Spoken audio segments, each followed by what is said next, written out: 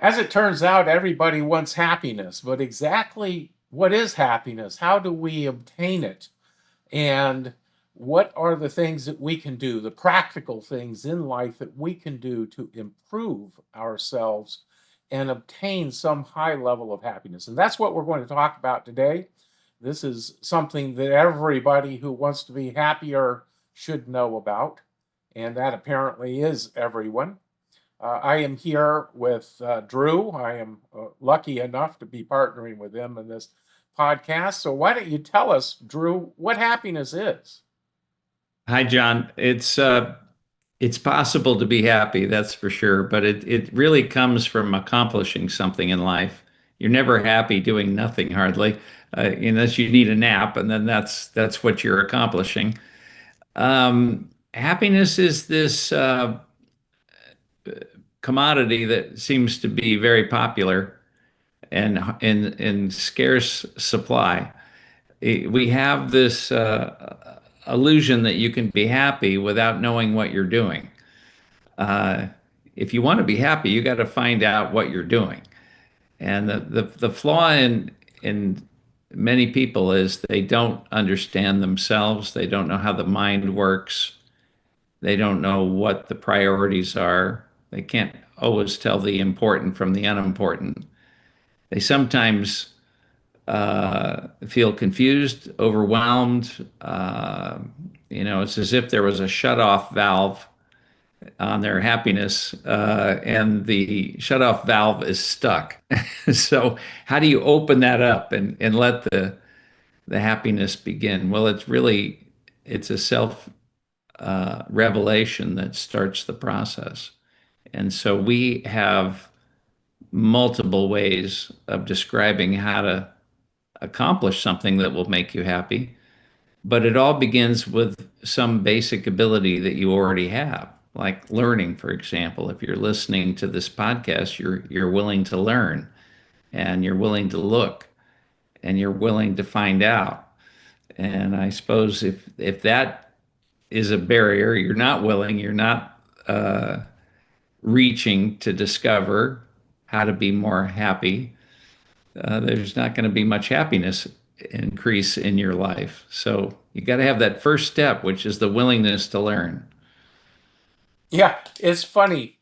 When I break down happiness, and I have been able to achieve a level of happiness that earlier in life I just thought I would never be able to get this happy.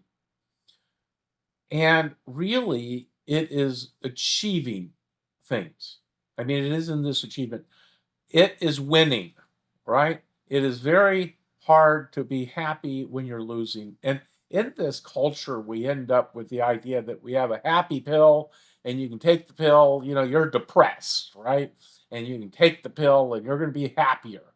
This is going to handle your depression. Well, depression is just a miserably low level of happiness, but the root cause, the problem is you're losing. See, you don't have people that are winning, that are doing so well in life and so well on the job, and their marriage is perfect, and they love their car, and they love their this, and they love their that, and they're driving the Porsche 911, and the man of the year, and they're deeply depressed. It really comes as a package of losing at the bottom and winning at the top. And this is the primary thing that we will want to attack to be able to have a happier life. Well, and all of that starts with having some command or insight to the one thing that affects everything, which is your own ability to think and solve problems. And normally that's in the province of what we call the human mind. And the funny thing about what L. Ron Hubbard discovered was that people don't know all about the human mind. There's quite a gap in their understanding, and it could amount to what you might call ignorance. There's this vast reservoir of influence called the mind, uh, which is capable of um, turning off your enjoyment of living. It can actually deaden your senses and make you feel uncomfortable, as if you were in a car accident. And imagine having a car accident, and 10 years later, you still feel like you did when you were in the accident. You're not going to be very happy because you don't know what's making you unhappy. You look around, you see the dining room, and you see your wife, and you see your children, and as far as you know, that they're making you unhappy. But it's not that. It's, what what was discovered was that the common denominator of all learning all is all experience. If you've had an experience and you learn something, it's great if you've recovered from the experience. But if you had a car accident and you didn't recover from the car accident, what did you learn? You learned that you feel bad, and that feeling can just drag along with you day after day. And now, how do you get over that? How do you undo that? How do you reverse the adverse effect of your negative experience? Yeah, so we're looking at the fly in the ointment, right? This is the biggest problem.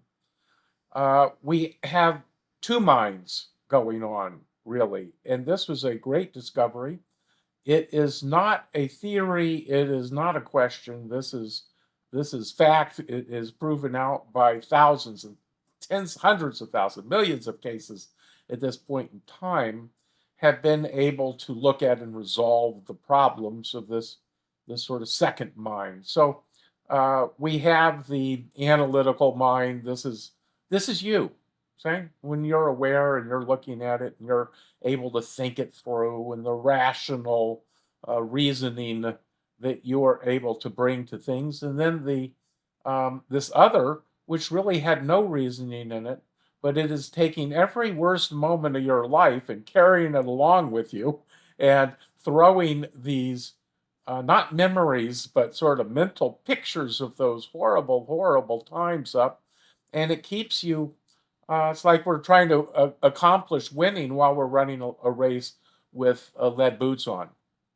And it is a downer, the ultimate downer, because all of the worst moments of your life, this is factual, are carried along with you and thrown at you in the subconscious, that area where you just are don't really see it. You don't even know that it's happening. And yet, hey, you look at the best example, I think, soldiers with PTSD, right? They are deeply, deeply, deeply troubled here in present time, right now. They might be in a beautiful, they're on the beach, and yet they're sweating, because not because of the heat, but because they have pictures where they were in the foxhole and their buddies' guts are blown all over them, or some horrible, the worst moments of their life, and they're reliving those moments. And we know you can go back, you can find those worst moments and resolve that to where they aren't coming up for a person, and all of a sudden his happiness level shoots up. And that has happened. It's just par for the course. That's the way that it works. It's an amazing statistic, John, how many suicides there are, ex-military uh, Mm-hmm. and existing military, and suicide is an indication that something is wrong with the mind, and that no sane person is going to commit suicide. This is a solution to a problem that isn't very effective. The one thing that makes you effective and monitors your success in life and probably generates some happiness is understanding. When you know what you're doing, you make much better choices. And so we have this condition of improvement that can go up on a gradient of improvement or go down on a gradient of getting worse. You could imagine a scale like a thermometer that would measure how hot or how cold something might be. Hotter might be better in this case, colder might be worse. Uh, and the better you get, you push yourself towards an ideal situation or circumstance. And the non-optimum or existing scene maybe you feel like you should kill yourself. Well, how do you change the existing scene into the ideal scene becomes the crux of any decision now that you're going to make. Because if you make the wrong decision, you're not going to be happy. If you make the right decision, odds are you're going to be much happier. So you got to trust yourself, but you can't trust yourself if you don't know what you're doing. I have a story if you would like to hear this. I have a lady who came to me and she had nearly been raped and she was traumatized by this experience, so much so that she was kind of in a state of shock when she walked in the front door to see me. Somebody had sent her to my office because they thought I could help her. And I used the techniques that I learned from L. Ron Hubbard in his book called Dianetics, the Modern Science of Mental Health, and got her in my office. And she told me her tale of woe of this horrible experience of a guy breaking into her apartment and trying to have his way with her. Well, she screamed and fought and used her fingernails and everything else she had under the sun. And he got discouraged and finally gave up and he left. But what he didn't take with him was the trauma that she retained from having this experience. And over the course of an hour, um, she was afraid at the beginning of being in my office because think about it, I'm a man, and she just nearly got raped by a man, and this her attitude, her feeling, her sense of danger was aggravated by my presence. And it turns out that like the only real therapy we have, John, is getting a person to change their mind. But how do we do that? Well, this is the trick of Dianetics, which is it's not really a trick, it's a simple formula of finding something a guy can do and improving his ability to do it. And when you do that on the right gradient, they recover a better ability to accomplish whatever it is that they're accomplishing. So I got her to sit in the chair and I said, "Are you comfortable?" She said, "No." I said, "Well, move your chair back a little bit. Is that better?" Yes. She was further away from me. So I said, "Well, push it all the way back." I had a pretty good size office at that time. You push it all the way to the wall. How's that? That's better. I said, "Okay, well, let me push my chair back." So I pushed my chair back, and we were about as far away as we could get in that room. "How's that?" I asked. She says, "Much better." Okay, well, let's carry on from here. And it's quite a long story. You can imagine over the course of an hour, I'm not going to give you every incremental adjustment that we made. But over the course of the time that we were together, I had her move her chair forward a little bit and back and forward and back. And then I moved mine a little forward and back until she was comfortable and we were both a little closer. And we repeated that until our knees were almost touching. "And how are you doing now?" And "Oh, I feel fine." "Well, that's really good to hear." Then I said, "Would you be willing for me to tap you on the knee?" And she thought for a minute, "Well, I guess so. Okay." And I tapped her very lightly on the knee and I said, "Would you be willing to tap me on the knee?" And she did. And I thanked her for that. And, now I'm going to speed up the story because we did a lot more things, but pretty soon we were playing patty cake, baker's man. Bake me a cake is, high fives, everybody's laughing. It was really quite a transformation because she came in and way below fear and intimidation, anxiety, and everything else. And now she's laughing and cheerful and extroverted. And, at the end of this session, she got up and gave me a hug and thanked me for all the help and said goodbye. Yeah.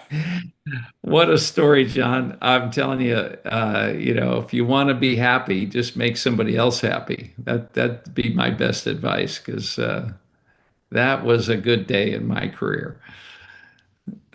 Yeah, and isn't it interesting? So you have a moment, she's nearly raped, okay? Mm. And so you have this trauma. It's that idea, one of the worst moments of her life.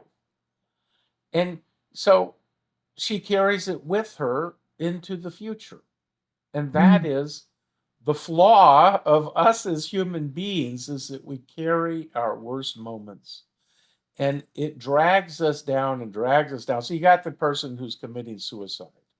How many of these horrible, horrible, horrible moments have they just not let go of? They just don't come into the present time. Here's the, here's the ex-Marine who's on the beach. Nice day.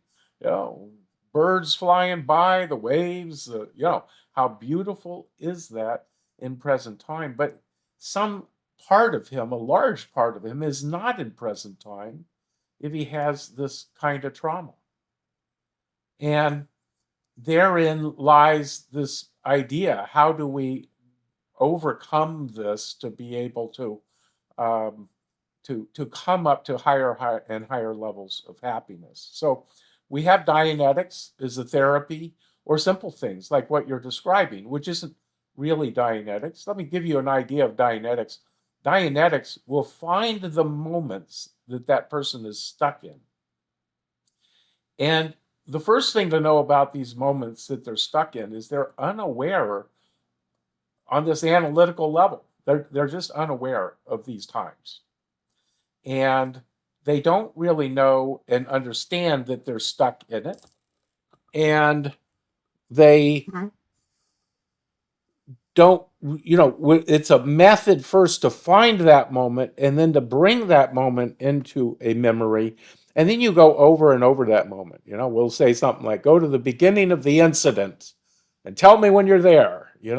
And oh yeah, I'm in a helicopter and I see the enemy off in the distance. That starts this thing where he's shot down in his helicopter, let's say. See? And now he's on the beach and he's reliving this, and so you have him go through the moment, and he'll come up a little bit emotionally, and then you'll have him go back to the beginning, go through it again, and go back to the beginning and through it again. And as you go through it each time successively, they get a little happier, little happier, little happier, and they gradually are letting go of this past time. Now, there might be some more steps to it, but that's the basic idea.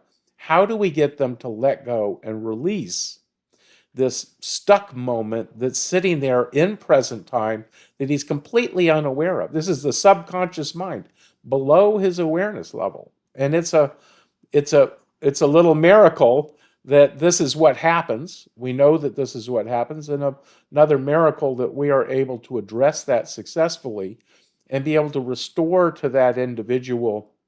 It's funny. We're not giving him happiness. We're taking away his unhappiness. We're taking away that pain that he's carrying with him. Well, yeah, it sounds just like a psychology session the way you're describing it. Well, we're just talking about your problems, but the difference is it couldn't be more stark. It's just not psychology, John. It's really specific techniques that do specific exact things. It does require communication, but the sense of what is overwhelming a person and making them unhappy is what is recovered in this approach, because we convert this unhappy to happy, this introverted to extroverted condition.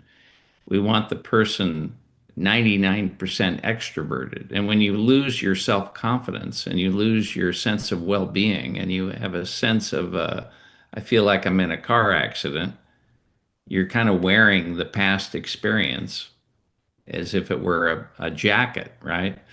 This old tethered, beat up, ready to be sent to the Goodwill jacket, and the guy's clinging to this experience. He doesn't know he's clinging to it. He can't confront it. He's been overwhelmed by it. So how do you get the guy from having a sense of loss to having a sense of accomplishment or a win? And what you just described is what Hubbard discovered. It's called the tone scale. There's this scale of emotions. You know if you're having a good day, and you know if you're having a bad day. Well, you could have a really good day or a really bad day, And then how many shades of gray in between each above and below the middle line? Uh, well, all the happiness that you will ever have is above the middle line. You have to get on a, uh, if you want to go up and see the city, you got to go up to the penthouse and you can see the city at the top of the building, right? The tallest skyscraper. And if you want to make sure you don't see very much of the city, you go down the basement. And, so if you're living in the basement, that might be the existing condition, but the ideal condition would be to live in the penthouse on the top of the building. That way you can see what's going on.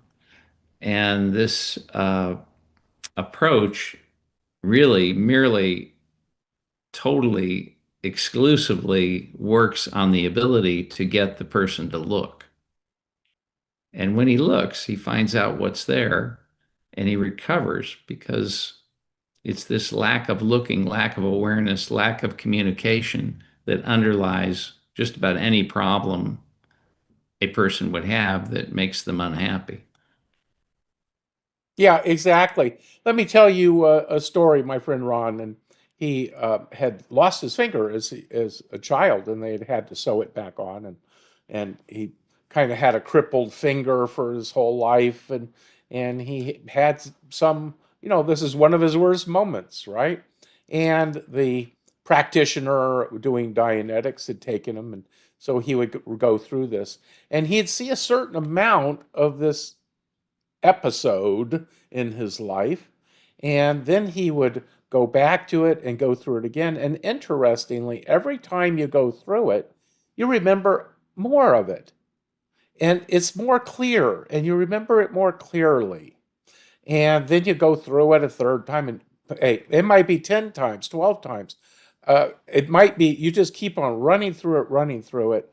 And that individual will, when they first contact it, they have a maximum amount of upset from this. So you can imagine that lady's just been raped, let's say, this one, in this fictitious one, the lady was raped, and you to run her through it the first time and she's crying and she's in grief and she's having all of these, emotional reactions.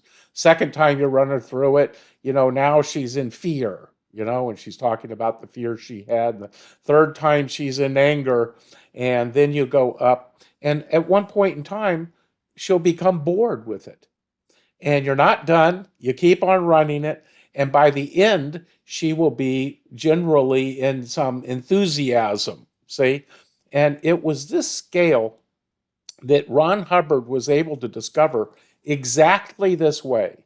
He'd take all of these people and he'd find out that when they contacted their worst moment, they would start at a very low emotional level. And that all of these emotions that we see are not just a jumble of emotions: fear, anger, apathy, grief, all of these things that we see, that we experience as emotions, are actually a scale. And as they go up, as they get better and better and better, they will rise up the scale. So you have a scale attached to an incident, or maybe you hate ice cream or broccoli, but you love ice cream, or, so you have emotional reactions all over the place to everything. But the idea to find happiness is to be able to go up the scale of happiness. It's a scale, see, and come out of the depths of unhappiness. And a big part of that is to find the worst moments that are dragging you down and be able to solve those. But there are things that you can do in life, like just win. Say, make sure you win. The losses in life drag you down. The wins that you have in life bring you up. And our program really is about how to create you in the most winning fashion that you can be. And how do we bring you up this scale higher and higher? And every day you keep working on it. You gotta, this is a lesson, you got to demand it. If you don't demand this improvement in your life, you're just never going to get it. It doesn't come necessarily that easily, and you will have to work on it. Well, I think to demand, you have to recognize there's something you need to change. Mm. It's this. like what is it that needs changing? It's if you are aware of the need of change, there's the next step is demanding that the change occur, demanding the improvement. But this idea that you're just stuck in this condition and there's no change possible, there's no demand possible. It's the awareness of the need of change that changes everybody's life. If you ever found anybody that was doing poorly and now they're doing better, if you interviewed them, you would find there was an inflection point in their career where suddenly they became, you know what, I need to change. Hmm. Uh, you know, and that's the willingness to learn, the willingness to be something different, the willingness to do something different in order to have a different life, a better life, and a happier outcome. Yeah. And what does that mean of us if we have a life that is not at the top of the scale, that is not the most wonderful life that you can imagine, and yet you're not looking and saying, I need to change? What's wrong with us? Of course, you need to change. You need to get better, right? You think you're going to get happy just by going through life and not demanding this and recognizing that change is possible. Some people are happy. Why not you? Okay. And if you're happy, then let's work on getting you happier. Let's make you take you up. There's always a scale above. There's always a way to improve and get better. But sadly, there's always a way to get worse. And if you don't get better, if you aren't in this position, people tend to slide back. And, that should be something that should alarm you, right? You can get worse and you can get better. And if you are not concentrating yourself and bringing yourself to do what it takes to get better, then that seems like a bad idea. I will tell you that's the turning point for me when I stopped being afraid of getting worse and I looked at it and said, wait a second, I can get better. Why not me? Okay. And I demanded that change and improved. And it took years and years. And this time where every month I'd be a little bit better, a little bit better. Well, those months add up. And, you know, wish I could have done this when I was 20. I wasn't nearly this happy when I was 20, right? Well, John, this is quite a subject of change. What change can you make in your life? Uh, if you're a paraplegic, you're not going to be an Olympic ballerina. But the main change that occurs is a mental change. The main obstacle in people's lives that keeps them unhappy is a mental obstacle. And this ignorance about how the mind works would be the first thing to change and get educated, get knowledge, find out how to control this thing. Where's the owner's manual? Where's the instruction book? What's there to learn that actually works? And the test of any approach or technique is, does it work? And it worked for me, it worked for you, but will it work for our listener? They have to try it. I think that's my best advice. Yeah, and what L. Ron Hubbard did was that he'd actually developed some things that would work on 70% of the people, but wasn't 100%, and he'd throw them out. He actually came up with a set of tools and methods that work 100% of the time. They have to be done in a certain way, have to be done correctly, but isn't that always true? But when you really understand, it just works. And there are methods and techniques that you can apply to your life. And when they are applied, they work to be able to improve your condition, improve your happiness level, make you more able, and be able to allow you to reach to this higher level of happiness. And even then, you're going to have to work on it because look, life isn't even easy, even for the most able of people, right? Life is tough. Life will throw curveballs at you and speed bumps, and you get hit with lightning or something of that nature. It is a tough world, And yet you can rise up to that level to where you can be the victor in this tough world. Okay, John. Well, thank you for your time, and I'm looking forward to our next podcast. Yeah, and I welcome people to these podcasts. Every one of them is designed as something that you can use to improve your life. And that is the subject matter that encompasses all of our podcasts is how do we improve your life? How do we get happier and into that better state? So please tune in for our future podcast, and we'll see you then.